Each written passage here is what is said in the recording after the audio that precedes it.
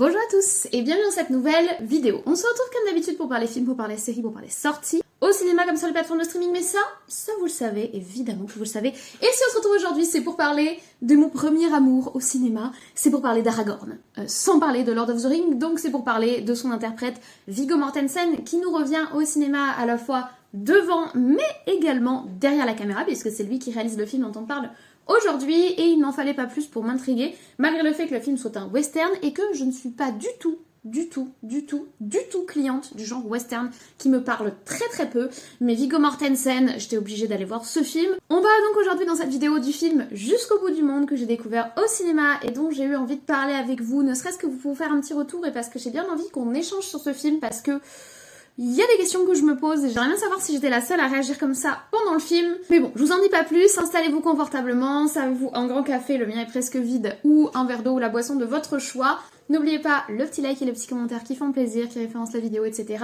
Faites-moi un petit coucou pour me dire que vous êtes passé par là. Et nous on se retrouve juste après le générique.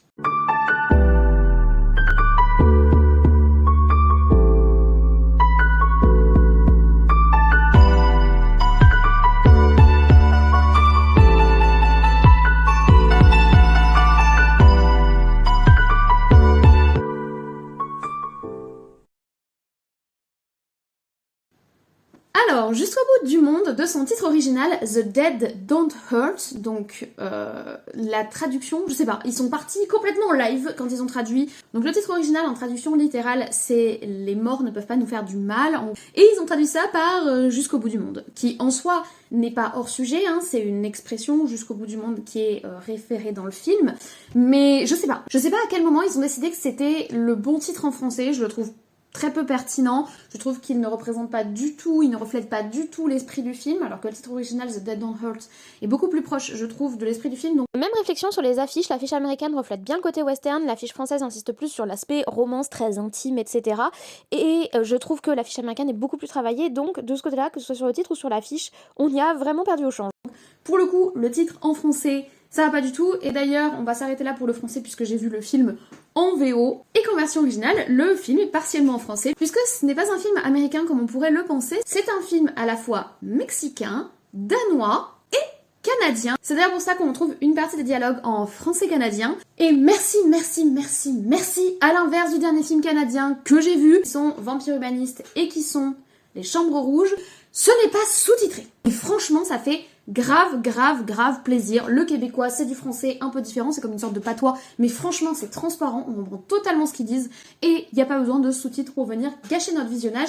Donc vous savez, des passages en français, des passages en anglais. Le film, lui, il est mexicain, canadien et danois. Un beau mélange des cultures en soi. Il est sorti en salle le 1er mai 2024 et il dure 2h09, ce qui est dans les clous actuels mais qui est assez conséquent, surtout pour un film qui s'annonce comme une romance western. Une association plutôt intéressante, d'autant plus que le film a été vendu comme un western féministe, ce qui est plutôt intriguant, je trouve, comme proposition. Mais c'est pas ça qui m'a attiré en salle, je voulais dire en introduction, ce qui m'a attiré, c'est que c'est un film qui est réalisé par Viggo Mortensen, qui a déjà réalisé en 2020 le film Falling et qui nous revient donc ici pour sa seconde réalisation, qu'il a également scénarisé, et puis c'est également évidemment l'immense acteur qu'il est, avec la trilogie du Seigneur des Anneaux, film de Cronenberg, A History of Violence, l'excellent La Route en 2009 que j'adore, et plus récemment Green Book ou encore Les Crimes du Futur. Vous avez d'ailleurs une vidéo sur Les Crimes du Futur disponible sur la chaîne. Dans ce nouveau film, il nous propose de suivre Holger Olsen, un immigré danois qui a émigré dans l'Ouest américain et qui va y rencontrer Vivienne, une jeune Canadienne, avec laquelle il va partir s'installer au fin fond de nulle part dans le Nevada où ils vont tenter de construire leur vie.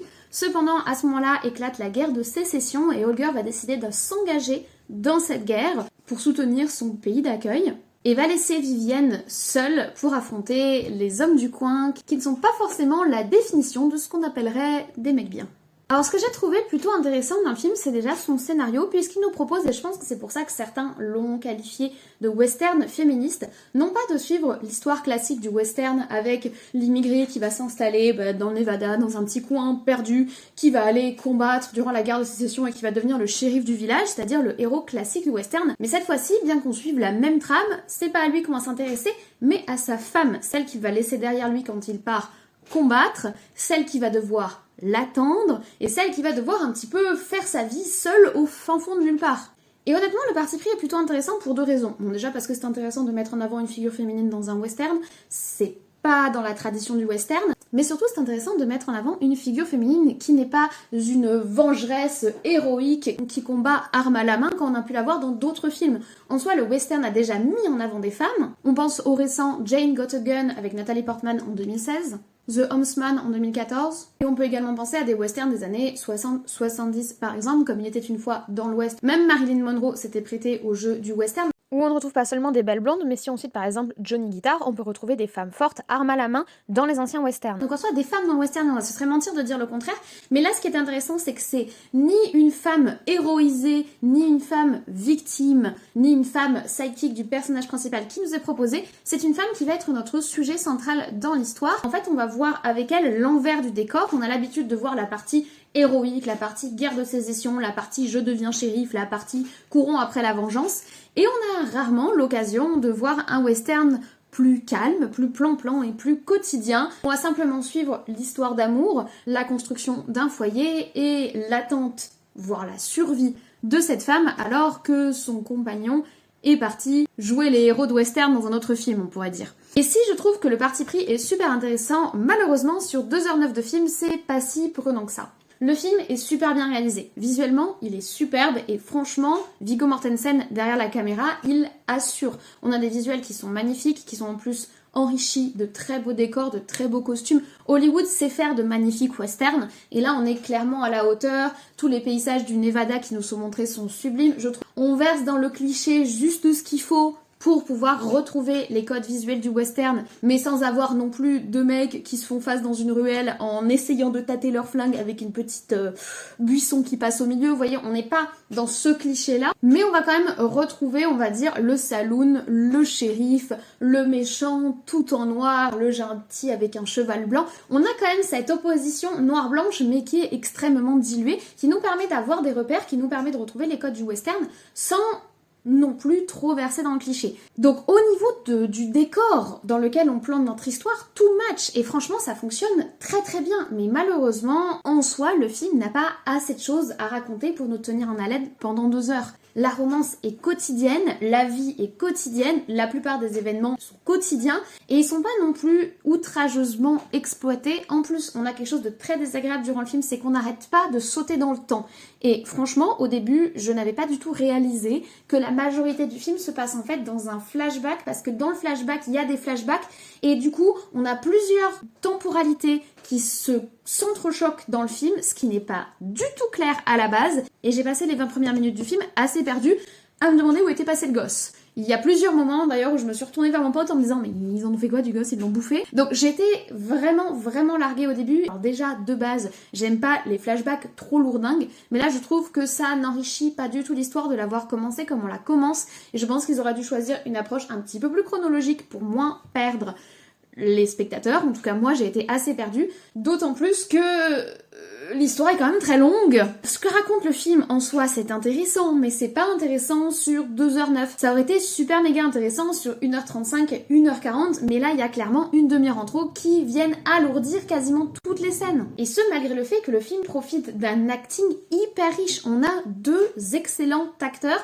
puisque Viggo Mortensen, qui est donc finalement le personnage secondaire de ce film, donne la réplique à Vicky Krieps, je sais pas comment ça se prononce, qu'on a déjà vu dans le film Old de Shyamalan, ou encore dans Phantom Thread de Paul Thomas Anderson. C'est une très bonne actrice et tous les deux se donnent vraiment bien la réplique. Et d'ailleurs, grâce à Vicky, on arrive quand même à avoir des scènes qui sont vraiment intenses. Il y a une scène en particulier qui est atroce, dont on ne voit rien mais dont on ressent tout, c'est assez terrible, mais c'est quelques pics qu'on va avoir dans la narration et c'est quelques pics qu'on va avoir dans l'histoire, ponctués du quotidien et de la douceur qui vous l'entourer. Malheureusement, ça ne compense pas la lenteur et le côté un petit peu monotone du film. En plus, j'ai pas du tout collé à la bande son, qui elle aussi rajoute à la monotonie. On a une bande son de violon qui a envie que je dorme. La bande son voulait que je dorme. Alors c'est peut-être parce que je suis allée voir le film à 22h un vendredi soir. Je ne me suis pas endormie pour autant, sachez-le, donc le film restait quand même assez prenant. Mais la bande sonore de ces violons tout le temps là, en monocorde, Je trouve que ça ne vient pas contrebalancer le manque de rythme du film et je trouve que ça ne vient pas contrebalancer le manque d'emphase des événements malgré le fait que certains soient tragiques. Pour moi, il y a quand même un certain déséquilibre dans ce film. Visuellement et au niveau acting, il est intéressant. Le parti pris qui est porté par l'histoire est vraiment intéressant. Et je trouve que sincèrement, il aurait été vraiment mis en valeur par une narration moins longue, bien que celle-ci veuille nous montrer l'aspect attente et l'aspect qu'elle trouve le temps long, mais une narration peut-être moins longue et peut-être du coup plus riche, ou du moins qui mettrait mieux en valeur les événements qui marquent la vie de notre héroïne. Parce que franchement, du coup, ça en fait pas une expérience cinématographique qui sera marquante cette année alors qu'elle en avait tous les ingrédients. Et du coup, c'est franchement frustrant. J'ai trouvé le film frustrant, vraiment, dans le sens où ils ont toutes les clés pour faire un très très bon film, pour faire un beau western visuellement, pour faire un western qui soit intéressant par l'angle différent qu'ils nous proposent. Et malheureusement, il manque ce déclic, il manque cette rythmique, il manque quelque chose d'un peu plus dynamique pour faire que le film soit plus attachant. Et avant d'en terminer, j'ai quand même envie de rebondir sur cette histoire de western féministe. Alors la com du film ne l'a pas du tout vendu comme ça, c'est plutôt les journalistes pour l'aspect catchy qui l'ont vendu comme un western féministe. Je sais pas si le terme me paraît adapté, on n'est pas sur une dimension de féminisme, on n'est pas sur une dimension de femme dans le combat pour ses droits, etc. Oui, Vivienne est une femme qui a du caractère, qui est libre et indépendante, et qui va se retrouver à vivre seule et comme elle peut par la force des choses, et pas du tout par choix. Oui, Vivienne va vivre des choses dramatiques et va essayer de les dépasser pour son bien comme pour le bien de ceux qui l'entourent. Je sais pas si on peut dire que ce film est dans un engagement féministe. Par contre, effectivement, il nous propose un regard plus féminin sur ce qu'il se passe. Que ce soit concernant la guerre, le conflit et le rôle du shérif à cette époque où là on peut dire qu'on a un regard peut-être plutôt féminin, mais également par rapport aux expériences et aux épreuves que va devoir traverser l'héroïne qui sont particulièrement féminines et qui sont des problématiques particulièrement, mais pas uniquement féminines. Et surtout un envers du décor. Au-delà du grandiose, de la guerre, du shérif qui chasse les méchants, on a un western qui est plus intime, plus quotidien, plus ancré au final dans une espèce de réalité que les westerns auxquels on a l'habitude. Et ça pour moi c'est pas forcément quelque chose de féministe, mais par contre c'est quelque chose qui est plutôt intéressant. Du coup, est-ce que je vous recommande le film ? Franchement, si vous aimez les westerns, je pense que le film va vraiment vous intéresser parce que il en garde les codes sans verser dans le cliché. Je trouve également que l'acting vaut le détour et puis voir Viggo Mortensen en salle, c'est toujours un plaisir. Maintenant, j'avoue que comme moi-même j'ai été un petit peu déçue par le visionnage et que j'ai quand même trouvé un peu long, mais ça dépendra vraiment de vous. Vous êtes prêts à vous engager dans un film de 2 heures qui est pas forcément le film le plus dynamique que vous ayez vu pour suivre cette romance intéressante, douce, quotidienne, dramatique mais un peu longue. Ça, c'est à vous de voir. Voilà, je vous remercie d'avoir regardé cette vidéo sur le film Jusqu'au bout du monde, jusqu'au bout. Ça fait beaucoup de jusqu'au bout. J'espère que vous l'avez apprécié. Si c'est le cas, bien n'hésitez pas à mettre un petit like, c'est en dessous, ça fait plaisir et ça permet de référencer la vidéo. Mais surtout, laissez-moi un commentaire, ne serait-ce que pour dire que vous êtes passé par là, pour faire un petit coucou. Mais également pour me dire si le film vous intéresse, si vous l'avez vu, si vous l'avez apprécié, si vous aussi vous l'avez trouvé peut-être un petit peu monotone ou un petit peu long. Dites-moi si pour vous aussi Viggo Mortensen est votre premier amour au cinéma, parce que Aragorn, voilà, j'ai envie de dire. Dites-moi si vous avez vu son précédent film, Fallen. Moi je l'ai pas vu, c'était une période de ma vie où j'étais en concours, donc je l'ai pas du tout au cinéma à cette période-là. Faudrait peut-être que je le rattrape d'ailleurs. Donc dites-moi tout ça en commentaire, et si vous n'êtes pas encore abonné, vous savez comment ça se passe, c'est en dessous, c'est gratuit, ça fait plaisir. Vous pouvez activer la cloche, vous serez prévenu des futures sorties vidéos, et puis ça vous permettra de vous ennuyer avec nous autour du cinéma, et ça fait plaisir. Moi je ne vous embête pas plus, je vous souhaite une très bonne soirée, une très bonne semaine, de très excellents visionnages. Peut-être du coup jusqu'au bout du monde en salle. D'ici là, eh bien prenez soin de vous, je vais essayer d'en faire de même, et on se dit comme toujours, à très vite. Aujourd'hui on parle du premier homme dont je suis tombée amoureuse au cinéma, c'est-à-dire Aragorn, donc Viggo Mortensen, et oui, j'étais très jeune, et oui, il était déjà très vieux, et oui, on s'en fiche, parce que Aragorn, faut vraiment faire des caisses pour pas tomber sur le charme de Aragorn, je pense. Homme comme femme, quelle que soit ton orientation, Aragorn is Aragorn, you know. Je comprends toujours pas les gens qui préfèrent Legolas d'ailleurs, mais ce n'est pas le débat. Aujourd'hui, on parle d'un film qu'il a réalisé et dans lequel il joue, et du coup, c'est l'argument principal qui m'a attirée pour voir ce film. Donc voilà, on a un fond de café. D'ailleurs, on va en boire un peu. Et on a la fatigue d'une personne qui a passé toute sa journée à faire un truc qu'elle n'était pas vraiment censée faire. Enfin, en gros, j'ai rebossé quelque chose que j'avais déjà fait. Et en revoyant ce que j'avais fait, j'étais je ne suis pas satisfaite et donc je viens de gâcher une journée entière de travail. Au lieu de m'avancer sur des tâches qui sont quand même un peu urgentes, j'ai refait un truc qui était déjà fait. À l'aide. Sauvez-moi de mon perfectionnisme, s'il vous plaît. Surtout que, au final, le résultat final n'est pas beaucoup plus parfait, mais au moins je suis un peu plus contente de moi. Bref, c'était pas du tout le sujet de cette vidéo et vous vous en fichez. Voilà. Donc, mon petit chat, vous le voyez pas, mais il est juste là. Mes plantes magnifiques sont juste là. Et le film dont on parle est juste là aussi. Et on va y aller. Voilà, on a assez raconté nos vies. Voilà. Ah, et il fait super moche aujourd'hui parce que là, pour votre aimable information, il est 14h. Regardez-moi cette luminosité dégueulasse. C'est pour ça que du coup, on est sur une lumière un peu dégueu. I'm sorry about that. The Dead Don't Hurt. C'est ça le titre original? The Dead Don't Hurt. The Dead Don't Hurt. Ouais, ça me... Mais dis donc. Oh, let's go.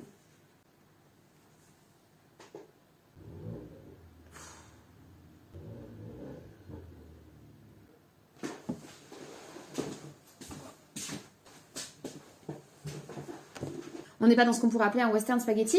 Elle est mignonne, hein, leur histoire d'amour. Elle avait très envie que je dorme. Alors... Voilà, on va finir le café. J'ai la gorge sèche. J'ai parlé longtemps, hein, 24 minutes.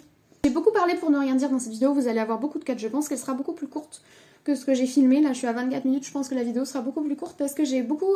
J'avais encore besoin de réfléchir sur le film. Je l'ai vu il y a 4 jours. Je pensais que j'avais assez mûri ma réflexion sur le film. Et en fait, j'avais encore besoin d'y réfléchir, bref. Donc voilà, j'espère quand même que vous avez apprécié cette vidéo. Moi je vais retourner bosser. J'aimerais bien vous filmer une grosse vidéo, donc pas un petit format comme ça, parce que là on a un long week-end qui arrive. Enfin en soi il est déjà arrivé, mais comme je bosse aujourd'hui et demain, je considère que le long week-end arrive dans 2 jours pour moi. Parce qu'il faut quand même bosser avant de prendre un peu de temps. Mais du coup j'aimerais bien vous filmer une grosse vidéo sur un autre film qui est sorti cette semaine qui est Fall Guy. Et peut-être enfin vous filmer mon avis sur Rebel Moon. Mais je pense que tout ce qu'il y a à dire sur Rebel Moon a déjà été dit. Je suis pas sûre d'avoir grand chose à apporter sur le sujet. Et puis les gens sont tellement excités autour de ce film, c'est tellement clivant que je trouve ça agaçant.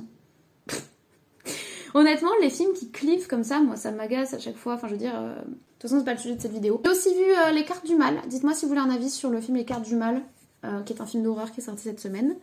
Et voilà. Merci d'avoir regardé cette scène pour le générique.